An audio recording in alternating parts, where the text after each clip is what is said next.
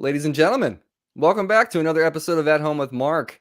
Today is season 4, episode 17, and I got my buddy Lennart Delissen here. And if you don't know about Lennart, we're going to get all into the story and the history of this young gentleman who slays the guitar. But first and foremost, dude, thank you so much for doing this. I've been looking forward to talking with you. We've been talking for over a year via text, but this is going to be a lot of fun. Hey everybody! Hey Mark! What an honor to be on the show. It's great to finally talk to you in kind of person. And hey everybody! Hello to everyone who's out there. Yeah, man, this is great. Let's hang. Yeah, dude. And you know what else is even more impressive to me? And I said this one time when you were on with Emilio on Instagram Live, but I'm like, here's two dudes. There's one Italian guy, one German guy, and you guys are both speaking perfect English. And I'm just like, I feel like such a dumbass. I don't speak any other language, and I want to. Like, I really feel like I'd love to learn Spanish. I took it in high school, but I mean, I didn't really do it. But I would love to like know another language. So like the fact that you guys can do this is just like, well, we learn it from grade 3 or 4 on, and it's basically like the second language we speak. Although we live much closer to the Dutch border, we only learn English in school. So kind of weird, but it is weird. helps. Yeah, no, I mean, I'm so thankful because it's an honor to have you on here to talk to you, man. So basically how I start this out, and I ask everybody the same question, but as a first question, but I'm really curious about people's paths, right? So like, what is like your earliest musical memory? My earliest musical memory would probably be sitting in the car with my parents listening to Greatest Hits BB King album. Nice. That's actually it, I think. That's dope. Man, I'm so like jealous of you guys who have like parents with like sick taste in music. Well, my mom's into jazz and all that cool stuff. My father's not, kind of, but he's been stuck in the 80s forever, which is cool too. Oh yeah, for sure. Does your mom play like piano or guitar or anything? She actually plays a little trumpet. Yeah. Oh, cool. Yeah. Okay, right on. So that makes sense if you kind of grew up around some jazz, like straight ahead, like a lot of straight ahead jazz stuff. Yeah. Chet Baker, Miles Davis, some German guys. I don't know if you know him, Till Brönner. He's a great German jazz trumpeter. Yeah. Having gone to Berkeley, you get exposed to a bunch of nerdy stuff. And so I I played trumpet in middle school band, but like besides that, it's my embouchure is garbage if I tried to play right now. So, Of course. Yeah. But okay, so you kind of are in the car listening to that stuff. At what point does young Lennart say, "Hey, I want to play guitar"?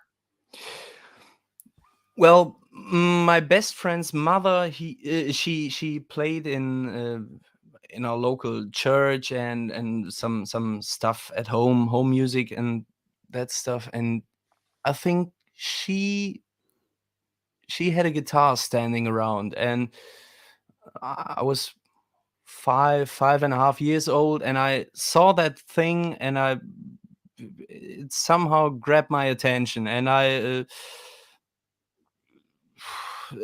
that thought got stuck in my head, and I just wanted to learn everything about it. And so I asked my parents, and they were very supportive of me. And then I got lessons from a local teacher for like 10 years and all that stuff.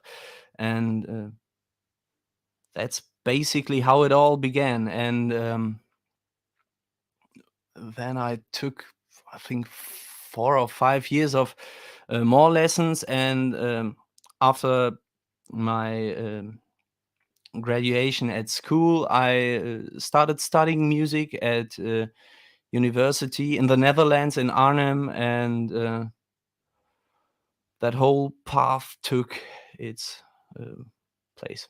So So how here I old am. So how old were you, like, when you first started taking lessons? Like, were you, 6 years. 6 6 years years old. old? Yeah. Yeah. Dang, well, that explains a lot, my friend. You've been Well, playing for quite a long time. And you're a young buck, man. Younger than I, at least. I'm 24 now. I'm Yeah. 24. Yeah. Um, I've had a great teacher. I've had lots of great teachers, to be honest, and I think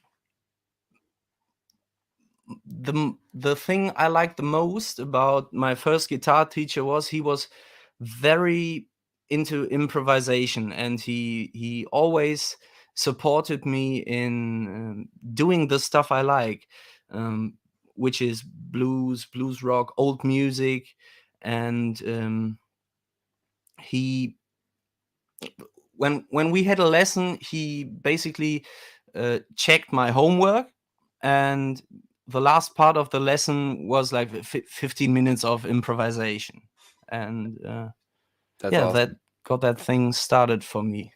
Okay. So did it start with, I'm sure it started with a 12 bar kind of thing where you go in and start learning how to play over those changes? Well, it actually didn't. It started with All right. that typical,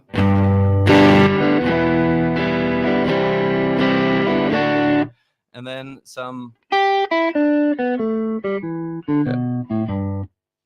E minor pentatonic over there, something like this, Right. or like maneuvering through certain melodies and changing some notes, and listening what sounds best and that stuff. Yeah. Okay. Can you think back? Because I mean, man, as a young kid taking guitar lessons, I can remember there's moments that I can remember vividly, things that my teacher told me that put me on my path. Is there anything in particular that really resonated with you early on, like when your teacher would be kind of explaining to you concepts about the instrument or concepts about improvisation? I mean, to be even under 10 and even grasp the idea of, I mean, my kid is a tween right now. She's going to be a teenager soon. And even her, like, I can't even fathom her like wrapping her head around the idea of improvising. Well, Um, so I mean, what is it about it? Like, what really resonated with you? I think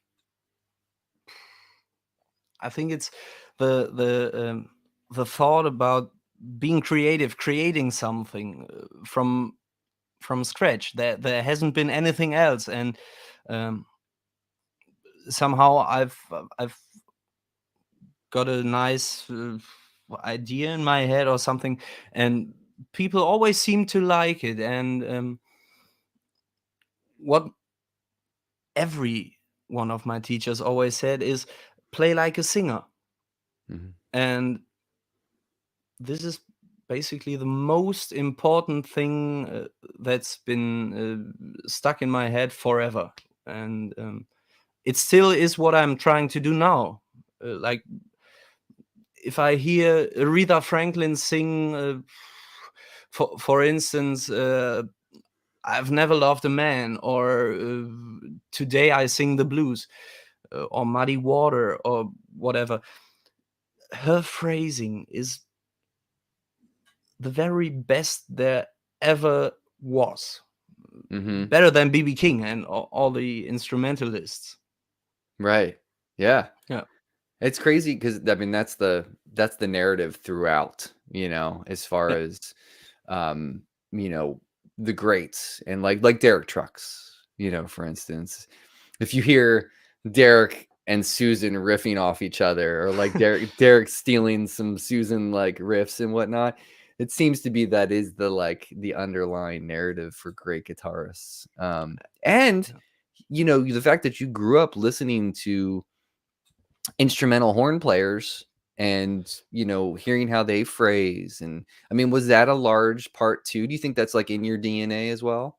Mm, not really, to be honest. I've been into guitar music my whole life, but at uni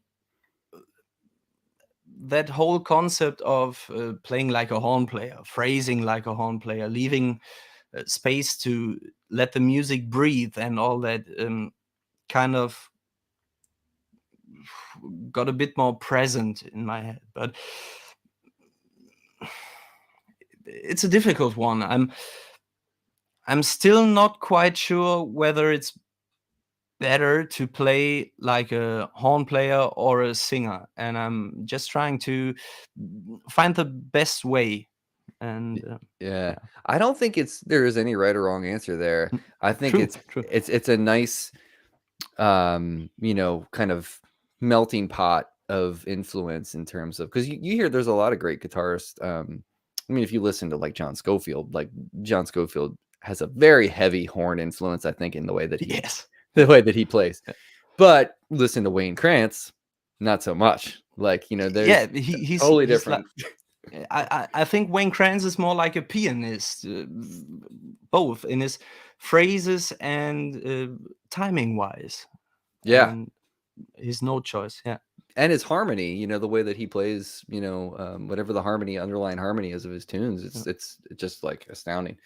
All right, so you're young, 6 years old, cutting your teeth on the instrument, you're working your way through the fretboard. At what point did you start playing with other people? I think I was. Oh no, that started earlier. Now here's a funny one.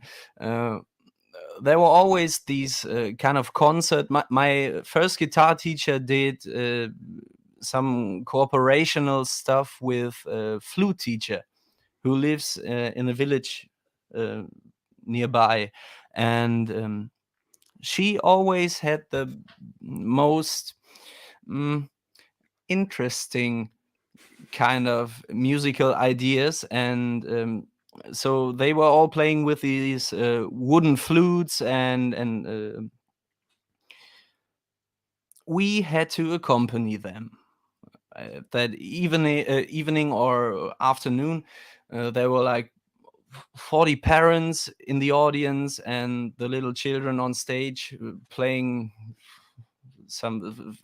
I remember I had to accompany one girl on classical guitar, and she played Hijo de la Luna by can't remember the name of the original artist, but that's the first time I played with other people. Yeah, and of course the jams my guitar teacher had with me, and but real band playing, I think, from 12, 13 years on. Yeah. Okay. Was that formed with like just close friends at the Yeah, time? yeah, Okay, yeah. cool. We were friends, and one played drums, one played guitar, but he was a little, I'd say, not too good on guitar, so he had to play bass. That always happens, man. It always happens. Those poor Yeah, bass players that wanted to yeah. be guitarists. Uh, Okay, Not so bashing the bass players. Bass is a beautiful instrument, oh my and god, yeah, totally. probably the most important instrument in a band. Oh yeah, Um, 100%. That and the drums. yeah. Dude, I wonder what the statistic is though.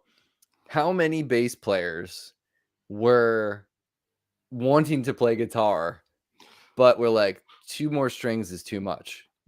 You know, Oh. I think I'm gonna play bass. I will carry the low end. I will carry the weight. I will be Atlas and carry the world on my back. I wonder what that statistic would be if we could actually. I'd guarantee you more than 80%. You're probably right, man. Probably right. Listen, Lennart, we got a ton of people in here saying hello. All of our friends, Sean, Hey, hey, hey, uh, Sean. my buddy BV's in here, Will's in here, Hey, Chris, hey, Chris. Curtis. Curtis was on last week. Dude, have you played? Have you His played any of his pedals? I haven't played his pedals, but they look so amazing. Like the way he point to point wires everything, and so artsy, and the enclosures so beautiful. Dude, man, he lives like an hour from me, so he let That's me so cool. borrow a couple of them. I mean, dude, I mean, we're both kind of fuzz junkies, but like his fuzz, him and like Chris's wrench fuzz and a couple other like people that are building errands, obviously. And then here's another one. I haven't played any of Hey, Reeves, Marcus. any of Marcus's stuff, any of Reeves' stuffs, but you know, there's so many great fuzz pedals out there right now. What's your current like go-to? Like, not throwing shade at anybody that's in here, but what Uh, fuzz are you super into right now? I have three favorites. I really can't decide between these three. I'd have to say the espresso effects stuff, which Sof does. He's living in the UK, near Manchester, and his pedals are amazing. Really small format. They fit every board, and they got that little switch which lets you turn off the battery so it doesn't suck power while That's the awesome. pedal is disengaged. Then there's the Isle of Tone stuff, which I'm honored to be an artist for that company. Joe is a cool guy, nice dude, great friend, and he does these all vintage parts and hand-aged enclosures and all that stuff. And thirdly, there's the Janussi Audio Lemon Tone, and they're from Argentina, South America, and that one's probably the best Mark II bender I've ever played. Wow. Yeah. It Wow. really has that creamy tone.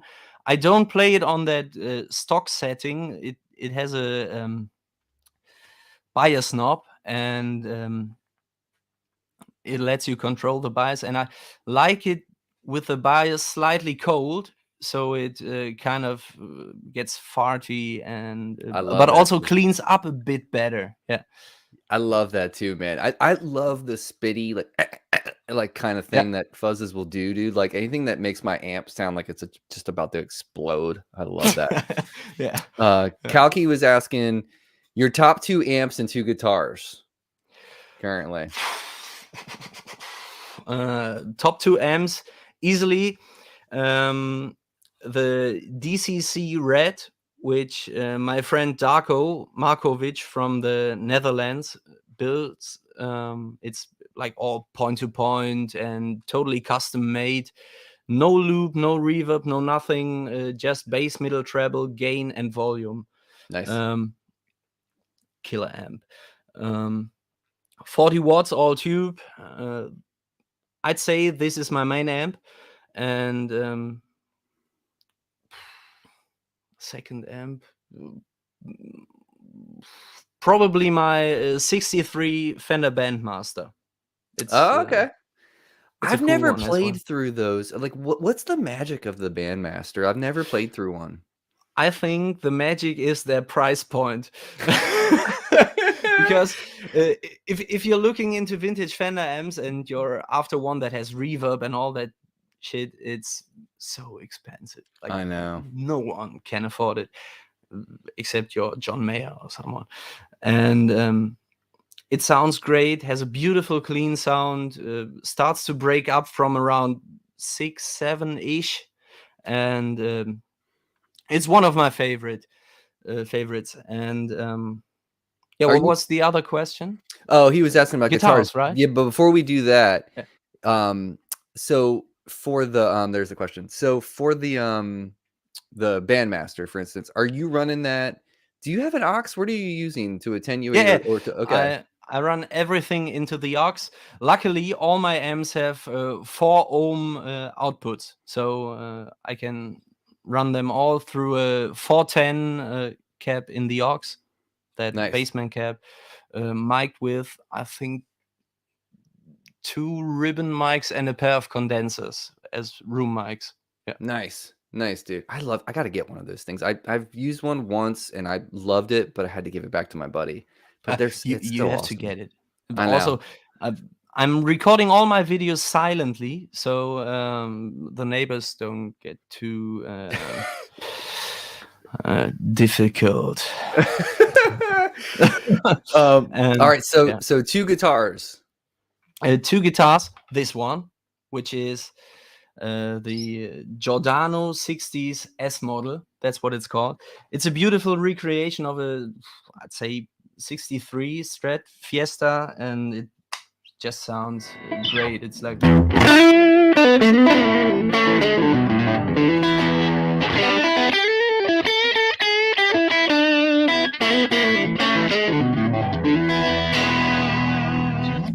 Nice. Strat. Yeah, That's sounds it. great. That's the sound. And at this moment, I'd have to say that beautiful Love guitar's baritone. It's a wait a second. I have to. That's brand new, isn't it? Like, It is. It's okay. actually yesterday new. Oh wow, yeah. Of course, it's gonna be top of the faves right now. Yeah. It sounds great, and I mean, I love that. I mean, I play in open C all the time, so. And that thing just rings. It's. Let me switch off the drive. Man,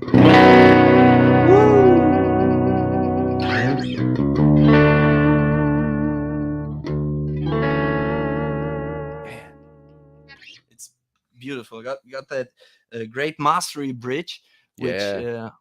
lets you vibe a bit without going out of tune, and these beautiful Sunbear pickups, Filtertron style pickups. They're Nice. great. They're amazing. Sounds great, Yeah. dude. Terry's in here saying hello. Bonjour. Do you speak French too? No. I was gonna say, good lord. All right, Caesar. I don't know Caesar, but he might be one of your followers. I don't know. But thank you for being Hey. here, Caesar. And then, oh man, just like there's a lot going on in the chat. Anywho, though, let's keep rolling because we don't have much time. So here, Sean's asking, or what is he saying? So your videos sound like they are loud in the room. It's an excellent, convincing job of dialing in the aux. Agreed. I never would have thought. Usually, you go first. No, I was gonna say I never would have thought that you 100%, are recording silent. It sounds that good. Yeah, I think it's a matter of dialing in the mics right, and I usually try to make it sound just like it would in the room, and it has like 15 different pairs of mics or something, and you can dial in everything. And I usually keep the room mics at about 5 out of 12. Okay. So that's Okay. it. Well, and then are you usually happy, or like, is it kind of a set it and forget it thing for you? Because you pump out so much content. It's like, Yeah. you kind of like have it set up the way you want it, and then you kind of dial to taste when you're changing from guitars most of the time.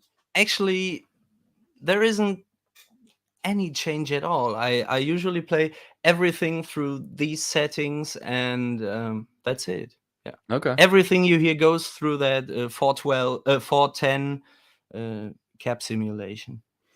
Nice. When you're playing live, do you prefer 410s? Like if you had your Yes. druthers. Oh, okay. I do. Okay. I really like the 210 cabinet of the Bandmaster. It's no original Bandmaster cabinet. I think it's from a Tremolux or something, but it has these nice old 10-inch speakers in it, and it sounds just wonderful. Yeah. Okay. I don't think I've ever played through a no, that's a lie. I had a 410 cabinet. I had a PV Classic 50 when I first started like getting serious about guitar. Great amps. Yeah, it is a great, as far as what it is. But I had the 410 cab and I did like how that sounded. But I've never been able to play through like a cranked super. I've always wanted to like do that. I think that would be horribly loud, but immensely glorious. Oh my god, dude, totally. The 210. What I like about the 10-inch speakers is that they don't have too much bass. Lots of times when you play 12-inch speakers, you kind of get in the territory of the bassist, and I try to avoid that. Stay in my guitar range, and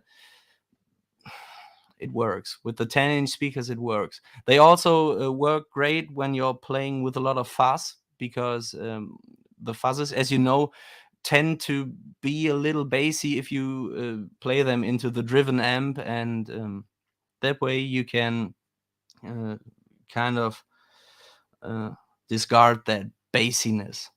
Yeah. That's very responsible of you in terms of thinking about the frequencies of the band and where you need to sit, because a lot of people aren't thoughtful like that, especially, dude, and not to be like you're young, but I'm an old fart now. And and I think that, if you're conscious of that stuff as a young player in a band, like that makes all the difference in the world when you're I playing in think a so too. club, you know? Mm. It really does. I mean, I think even the choice of, um, you know, guitar from song to song, and like, and how you're recording, like you have such a mature vibe about you in terms of your approach to music and your approach to playing the instrument. Like it was, I think a lot of us were like, where did this dude come from when you just started posting stuff, and it just like boom, just like blew up. And I was like, wow, man, like he really has such a great voice on the instrument. And I've loved watching things grow and grow and grow for you, because you deserve it, because you're such a great player. But like, Oh, thanks, man. it's inspiring as an older player to watch the stuff that you're doing that took me forever to get there. I wasn't playing like you play in my early 20s. Like I just wasn't. Um, it took me a long time to like get to the point to understand musical maturity. And you have that already. You're like an old soul, Lennart. Oh, well, uh, I try to be. I listen to a lot of old music. I'd rather listen to some Robert Johnson, Skip James, Elmore James, Blind Lemon Jefferson, all the old blues greats, um, to their stuff than to, let's say, I don't want to hate on Joe Bonamassa, but uh, I'd rather listen to the old stuff than to Joe Bonamassa, because I kind of feel like they're more original. They really feel what they do, and they have something to tell when they play. They have a story to tell, and to me, that's what it's all about: telling a story while playing. Also, that's one of the approaches I try to incorporate in my playing. I try to play like a story. Different words, different phrases, they form a sentence, and yeah, that Yeah. stuff. And you have, and like Sean was talking about this in there about like you're a great singer too. Like have you always fronted a band, and like when you started, like were you the front man kind of thing, singing all the Uh, time?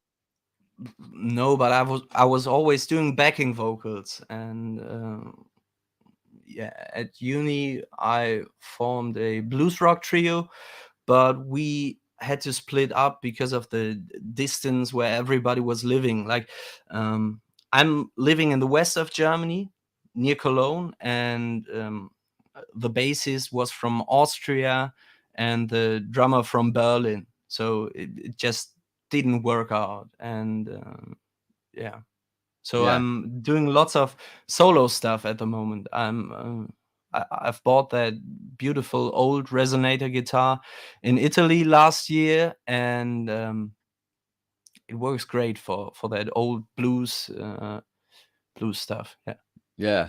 Did you get a national? Is that what you got? yeah, yeah. It's Oh yeah. a 36 National Style O. Dang, dude, Yeah. that's dope. That's so Yeah. cool, man. So are you like, is the world kind of back to like gigging musicians where you are now? Like, are you playing regularly too? Not fully yet. There is some stuff happening, but it kind of is still a bit sleepy. There isn't as much going on as there was, and I'm just hoping that people um, really see the value in live music, and see uh, how much it's worth for the individual soul to have someone up there performing and all that stuff. Yeah, I mean, dude, it is so important. I mean, I'm going to my first show. Like, I'm still playing, with my band and everything, but like, I'm going to see music for the first time in a very, very long time this weekend. And Oh, that's nice. yeah, and it's an Who are you seeing? indoor. Ariel Posen. Yeah, I know. Well, I know. I'm yeah. so excited to see him because he's come through here since COVID. He came through here one other time. He came to Washington D.C., which isn't too far from me. It's like an hour drive. Hmm. But it's an indoor show, and I haven't done that. Like my family's been very careful, obviously, because I have a young kid and my Of parents are course. Yeah. elderly too. So, but I'll mask up in there. I don't mind doing that to be safe. But I am so like my being is like just screaming to go see music again. Like I was supposed to see my boys. I was supposed to see Pearl Jam right when all this crap went down and they canceled the show in 2020 and Shame. they were like we'll be back, we're going to come to the Baltimore arena. And then I was like, oh sweet, their tour's firing up, like they just started their tour this past week, maybe they'll be back. Nope, they canceled the Baltimore date. I was like, oh, dude, I was like waiting for years now to see them again, because they didn't tour for a long time. Like Pearl Jam took a long hiatus before Yeah. Gigaton came out. But yeah, so regardless, like is the music scene where you are, like before this all happened, was it pretty thriving and like Not really, to be honest.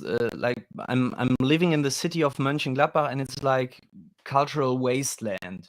mm, uh, there are some places, I'd say 3 places where some live music stuff is happening, but it's a 275,000 people city, and there's really not a lot. Not a lot, no. that's a bummer, dude. It's a Yeah. bummer. I've always heard stories about, I would love to come through Germany and I would love to see the Alps too, man. Like that's like on my bucket list. But I've always heard all these great stories about Berlin being such an artistic city. And is that It very is. true of that city? Berlin has a certain vibe. It's like all the young people go there and do their artsy stuff and play lots of free jazz and whatever they're into. But it's just not my thing. I can listen to that stuff for like an hour or something, but then my head feels like it's gonna explode. So So there's not a lot of blues and funk and soul and no, stuff? no. Actually, there isn't. I mean, Interesting. there are these blues sessions where old guys go and they know how to play like, and that's it. But nothing really exciting. Well, actually, there's one session which is taking place, I think, on Thursday, and that's some pro stuff, I'd say. So yeah, Nice. Yeah, it's tough right now, man. Like I feel like there's a lot of musicians that want to be getting back to working regular and it's, absolutely. but all right, so let me go back into your history. So you get through high school, you're playing with people, you're going to university, you're studying music there. What was your like, did you guys, I don't know how it works in Europe in terms of like having a major. Like what was your concentrate that you were studying at the university with music? It's called Bachelor of Jazz and Pop Guitar. That's Oh, cool. basically it. Yeah. Yeah. That's very cool, man. There are 2 guitar studies. One is classical guitar, and one is that jazz study. In Germany, there's a third one, which I think is only popular music, but I've studied in the Netherlands, so Right. That's super cool though. So you must have been exposed to, a lot of great music, even if it was outside of your realm of like things that you thought you were interested in. absolutely. Yeah. I remember having master classes from people like Philippe Catherine, who's the guitarist of Chet Baker. Mm, Then we've had Banda Magda over with all these. They're fronted by and founded by Magda Janiku. She's Greek, and a lot of members of Snarky Puppy are playing in that band, and that nice. was a fun time. Yeah. Oh man, that's great.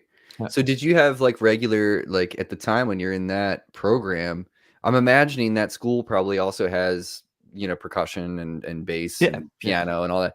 So like, did you guys do where you had to do like ensembles and stuff? And is that Yes. how you got to know a bunch of people? Yeah. Okay, Yes. Yeah. cool. That's such a beautiful thing, man. Like you can't beat like I know there's a rhetoric in the world of like, do you really need music school? And I'm like, not everybody does, but like, I think it's not for the purpose of learning, but it's more for the purpose of getting your mind to that point where you as a person know what you want to do, right. and you find yourself.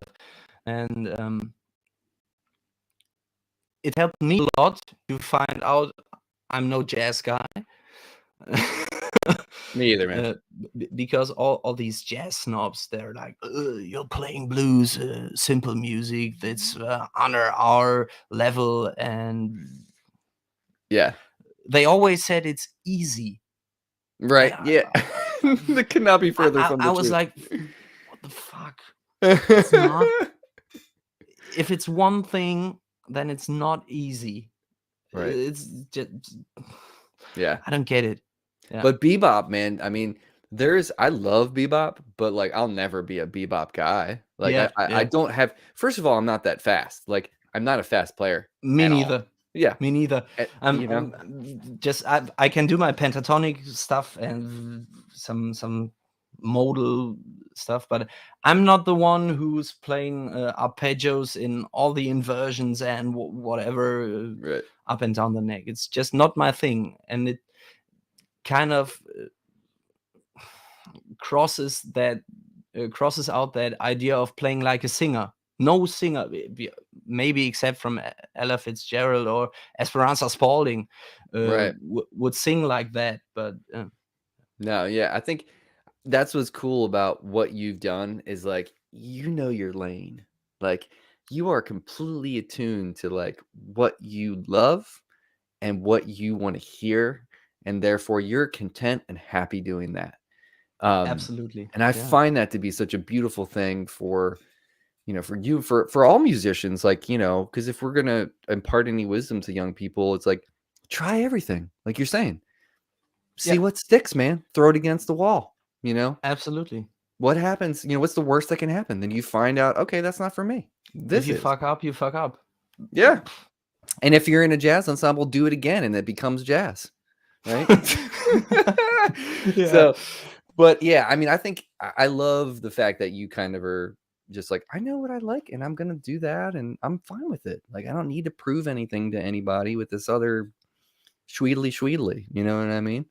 Because there's plenty of other great guitar players like that do that.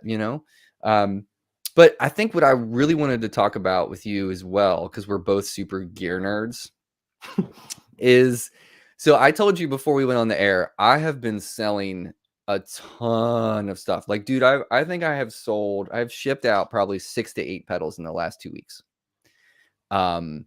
Mostly because I think I'm at the point in my life, and you can tell me what your journey is. I'll briefly give you a synopsis. But I don't want to rely on pedals anymore as a crutch. I think what I have to do is find a really great amp, and I do have one on order that will be coming, and I might be selling my studio signature possibly, and I can tell you off air about that. But like, I think that it starts with the amp. The amp has to have a great sound, and I also have never had a 2-channel amp, and this is a 2-channel amp with a great okay. overdrive channel. So I It's don't need any. that amplified nation amp. It's not that. Ah, but that one sounds great as well. It Really. does, and I talked to Taylor about it, and I was on the fence about it. I love his stuff. It sounds fantastic. Um, but I can tell you the full story later. Well, I can't afford it. That's the long and the short of it. I can't afford his stuff. But I did find something else that's gonna work perfectly fine. So, but I think I don't need overdrive pedals. And with that, and dude, you know what really kind of shocked me is, do you have the automaton? Oh, I don't. I don't. Okay. So I took it to the studio, not this past Sunday, but the Sunday before. And a delay and reverb and whatever pedal, I usually go either straight into the amp, which lately I've enjoyed doing a lot, Mhm. or I just put on one OD. I really like the Cornerstone Gladio or the Thorpe effects, the Dane. Two great pedals. Also, the Lila Drive from Music Box Pedals, great pedal. Okay. I've heard a little bit about that, because of Buddy talks about it a lot Mm, too. So, I mean, I think what's interesting to me about that, I mean, the Dane and the, Gladio seem to be like, that's your sound now. Like, I associate you with those 2 pedals yeah, for kind of. sure. Yeah, Yeah. yeah. Um, but what's weird is there's so many, like, how many overdrive pedals are on the market right now? Like Thousands. Yeah. yeah. Yeah. So, like, how do you find like I fell out of love with tube screamer circuits. I don't like them anymore. Me too. Me too. Like, what is it about it? Like, what do you prefer to hear coming back at you? I I don't want to hear the pedal. I want to hear an enhancement of the amp and the guitar, kind of like a magnifying glass for what's coming out of this thing. Um, so I'd like to hear lots of dynamics, lots of like details, um, but nothing that really colors the sound. I'm not a plexi in a box guy, Right. or I don't know. If you have a good amp or a great amp or whatever you want to call it, you don't need like 5 drive pedals or something. Um, it Yeah. just doesn't make sense to my ears. And I think the way I feel about tube screamers is they suck treble, which is one of the most beautiful things about playing guitar. It's like these upper frequencies from 8,000 up to like 12,000 hertz and all that stuff. Um, I just don't like them. They're too compressed. The gain structure is kind of too thick. Um, Not Yeah. my thing, really. Yeah. Yeah. I'm finding I like stuff now that's a little bit more forward and focused. Like that will kind of like you're saying, like enhance the amp and like almost like the immediacy. Like when you Yeah. play through a really good amp, it's like the amp almost knows what you're about to play. It's kind of creepy Yes. like that. Um that is what I'm feeling like I'm getting from the automatone lately is just or the tomato tone, however we want to talk, if we want to be TPS. Um, but it really like that thing is the real deal, dude. Like, I have you to know, try it. Never tried it. oh man, it's so good, and like the fuzz sounds in it are some of the best fuzz sounds I think, and it's all in the one little box, man. It's That's cool. crazy. That's It's cool. just like got this thing about it. But it when I was playing with it today, I was like practicing a little bit, and it just sounded so forward and so focused and like not coloring anything, and it just felt like it was bringing the amp to life even more so. Um, which I feel like what else does that too? And this is what it's supposed to, I guess, but the 29 pedals Una does that really well as. Absolutely. Absolutely. Uh, I've Oh, wait, I messed it up with the WAMP Oh, yeah, by yeah, yeah, yeah, 29 yeah. Pedals. Yeah, I played that one, but I haven't played the Yuna. No. Yeah. Yeah. It's a great I mean, it's like a buffer, and, it's just kinda Mm. like when I plugged it in the first time into the 2-rock, I was like, you know, "How is this thing gonna make this amp sound better, through this board? This amp already Mm. sounds great." And then I plugged it in, I was like, "I'll be damned if this didn't make this amp sound even better." Like, it's crazy. There are these pedals which make amps sound better. I think what's it called? Uh, I forgot it. But there's one pedal, Love Pedal Les Lears. Here we go. Oh, okay, Um, okay. I've sold mine, unfortunately. uh, but that thing dialed in at maybe 10% above unity gain made every amp sound better. It just gives it a nice presence, a nice clear focused tone. It cleans up that rumbly bass thing which a lot of guitars and amps have going on, and I really like that thing. Yeah. Yeah. I mean, there's so much good, like, gear out there today, and I think and I've said this a million times on this show. I've probably said it, every time I have somebody like you that we both appreciate gear, um, is we are living in, like, the platinum age of gear in terms of options as a guitarist. Like, I can't even fathom what my little brain would have thought when I was 15 years old trying to buy my first pedal, and there was just so many options. It's like option paralysis in a way. Yeah. Like, but what I do like about it these days, and especially with companies like Greer, for instance, like Nick is doing stuff that he's trying to push it forward. He's not trying to rest on any laurels and Yeah. like redoing circuits. Not to say that it's throwing shade at anyone that's redoing a circuit or Of improving it, course. Of because course. I Yeah. can't do that crap. I don't know what I'm doing with a soldering iron. But I love that there's companies like that that are really trying to push it forward and Yeah. experiment. And I think that's like, well, it's the same thing as improvising. You know. Yeah. It's always about finding new paths, and also the guys over at Cornerstone in Italy, um, they're really thinking, like you mentioned earlier when we were off air, that you really like the Gladio SC, Mm-hmm. which is the only pedal I know that has that clean knob, Mm-hmm. and it's amazing. It just works and enriches harmonics and everything. It just makes the guitar go more like this instead of that. Yeah. And that's what it's all about. It's about finding the place in the mix where the guitar has to sit. And you were mentioning that you were selling a lot of stuff, and I do that too occasionally, but I tend to only sell the stuff which doesn't work in a mix. Like, um, one example, uh, the Beatronics Vespa, which is a killer pedal on its own. Super fun, great octave fuzz tones, wild, and it might work if you're really lucky. And for me, it just didn't work in a band situation. It just has too much of everything, too much bass, too much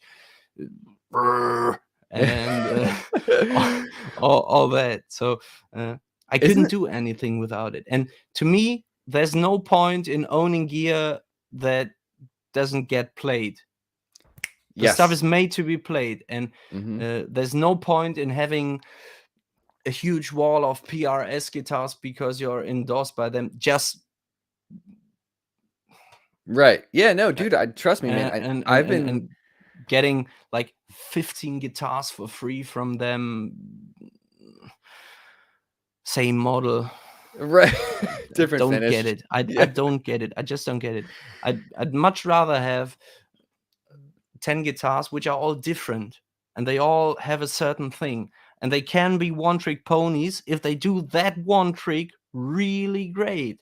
And there isn't such a guitar that does everything. There isn't such a pedal, maybe except the automaton. I haven't played it, but there isn't a guitar that does everything that sounds like a Les Paul, a Tele, and a Strat, just from my experience. So Right. I try to be open-minded about what's out there regarding builders, and I'm into vintage stuff as well as the modern innovative stuff. And I'm trying to make the best of both worlds. And this one, for instance, is something, it's like a mix of a bass jazz master Gretsch and Les Paul thingy. I don't know, Yeah. and it just makes sense. And if people are innovative about what they do and try to combine what different companies maybe have found to work well for them, uh, they're creating these things.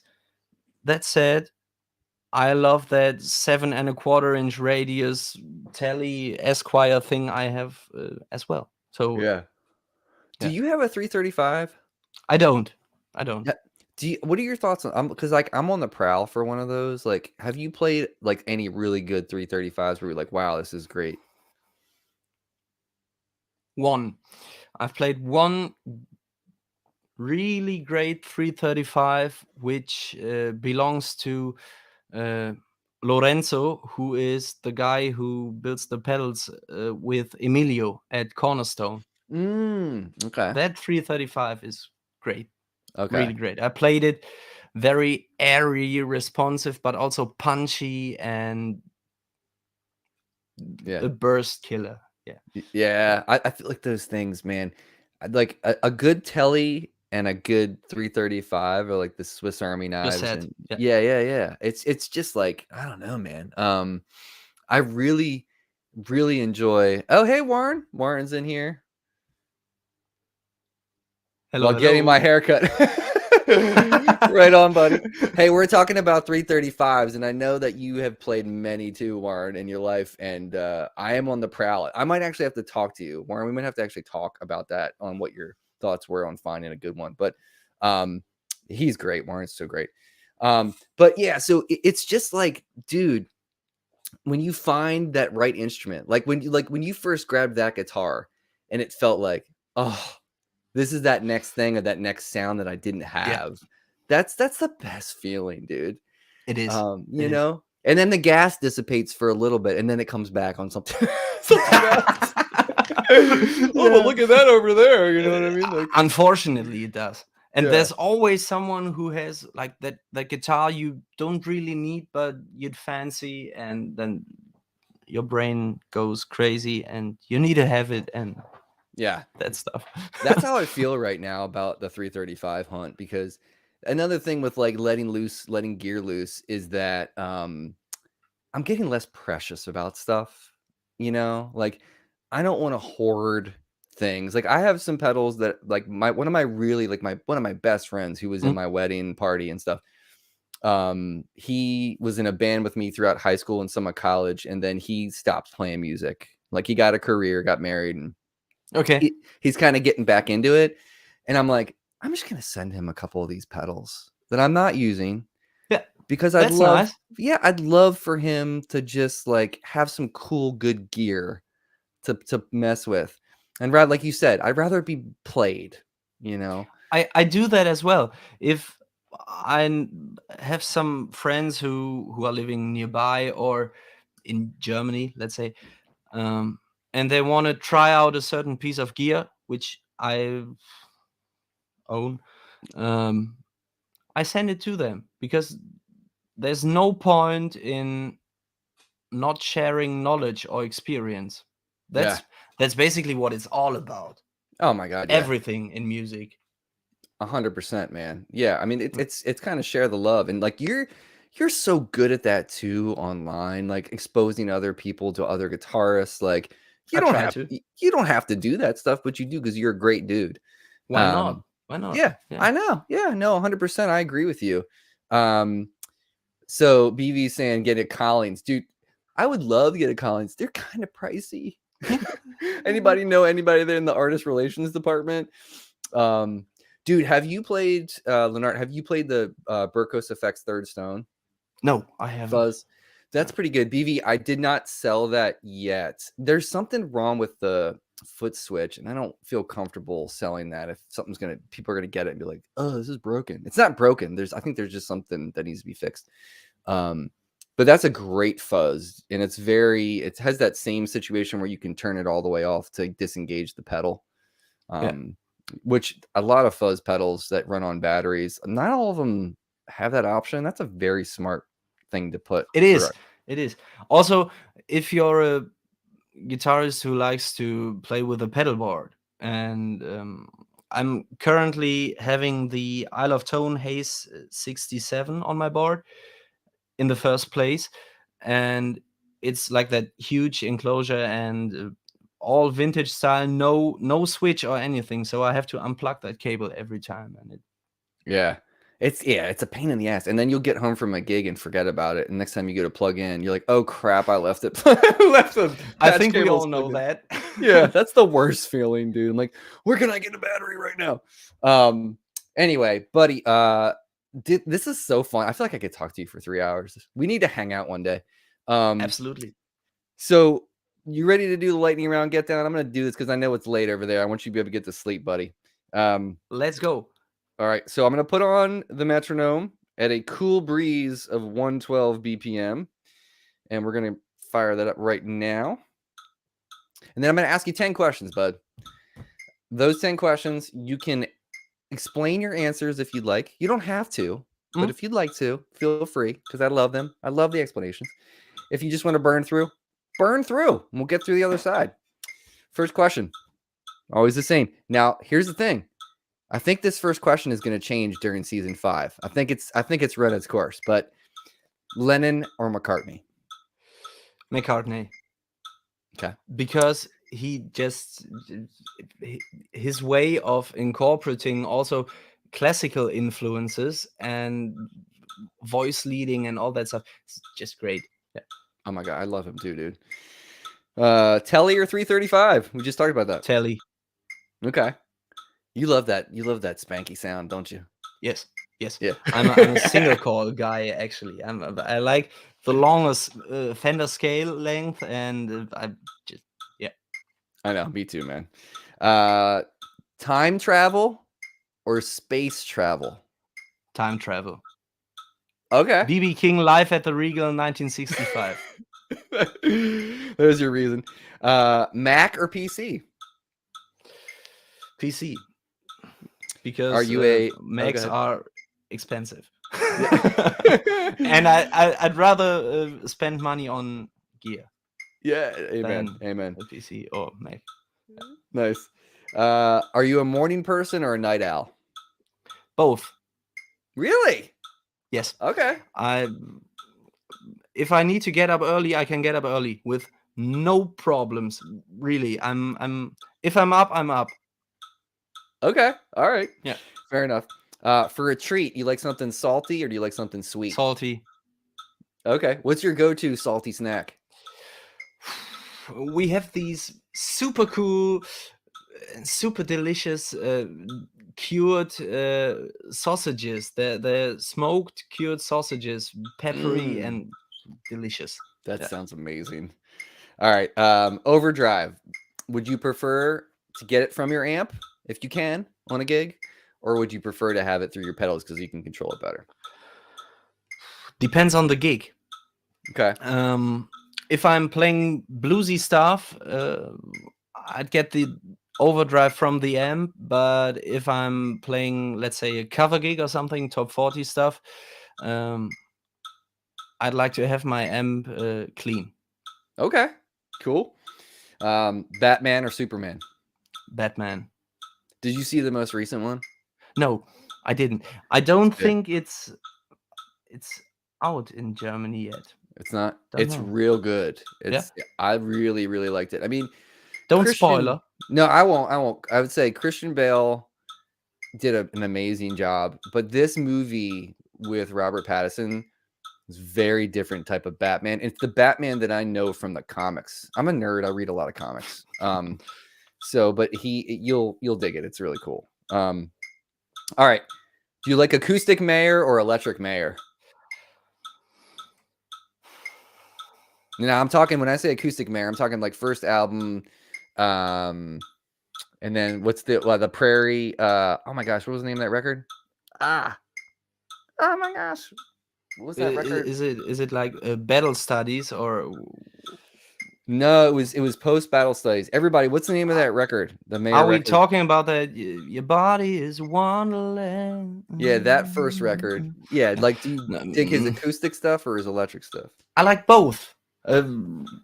again, both, because his songwriting is amazing, and that's what it's about. It's not about his playing, it's about his melodicism and the way he treats certain things in songs. Yeah. Yeah, he's got a great ear for that stuff. All right, last question, bud. If you could take one record and erase it from your memory, so like you've never heard it before, just so you could go back and listen to it for the first time again, what album would that be? That's a hard one.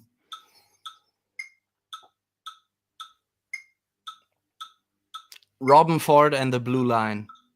Really? Okay, tell me why. Tell me why. I don't think I've actually. Oh no, I've heard that record. But why? It, it's the best guitar playing there is out there. It's melodic. It's his groove is just Sick. yeah. It's all these little things like these little trills and that stuff, and the band, the overdrive sound. I like Oh, Robin with humbuckers more than with the telly, yeah. because I think I do too. he holds on to the notes in a different way. He and Yeah. yeah, It really does change that the way that you one play. blew my mind. Yeah. Yeah, he's great. I can see that. In fact, I can hear that. I can hear some Robin come out of your hands when you're doing some of your stuff. Like I can hear some of that in you. Oh, So thanks. I'll take yeah. that. Yeah, man. Oh yeah. So Will just put Born and Raised. Yeah, that was one of the records. But didn't he do two like kind of acoustic albums in a row almost? I think so. I can't remember. And Will, yeah, can we just do an episode just live watching the Batman? I'll See, be watching that one.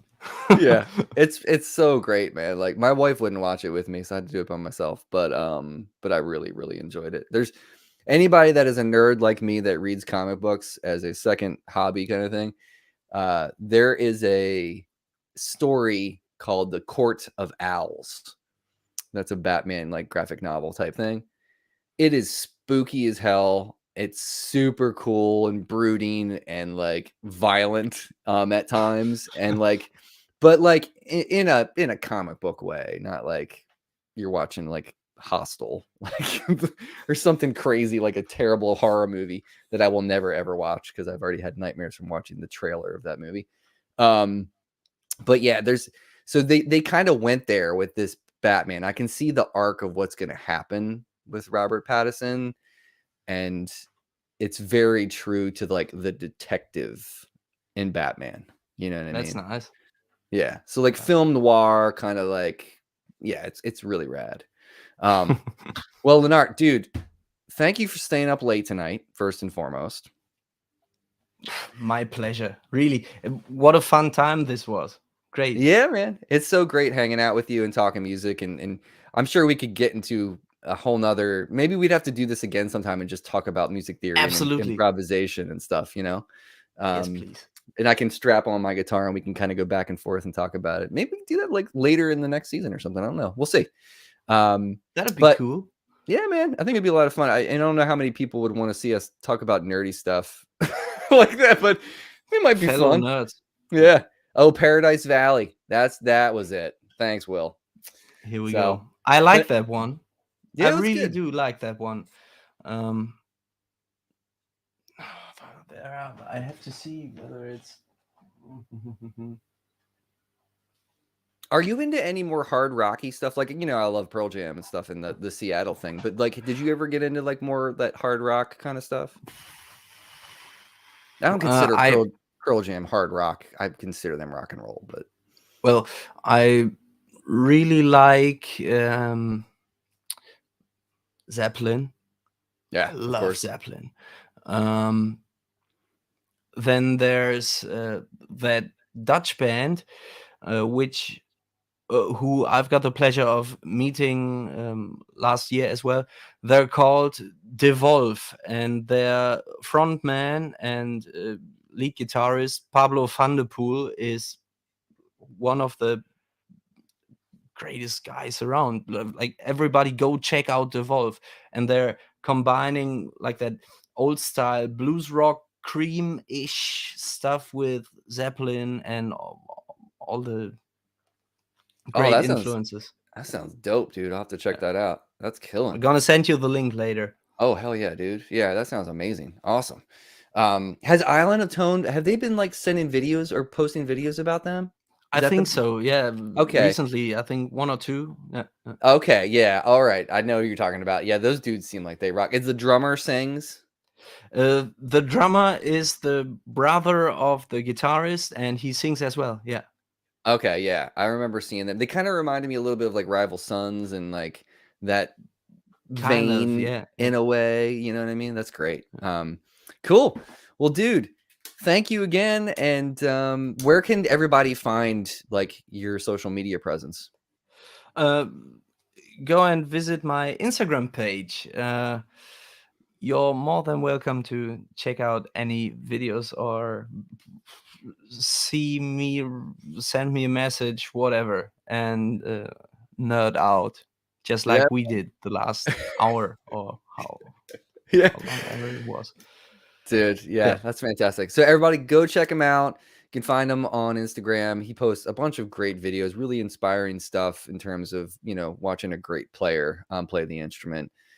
So definitely do that and say hello to him. And thanks again. And you guys take care of yourself, take care of each other, and we'll see you next time. Thank you. Bye bye.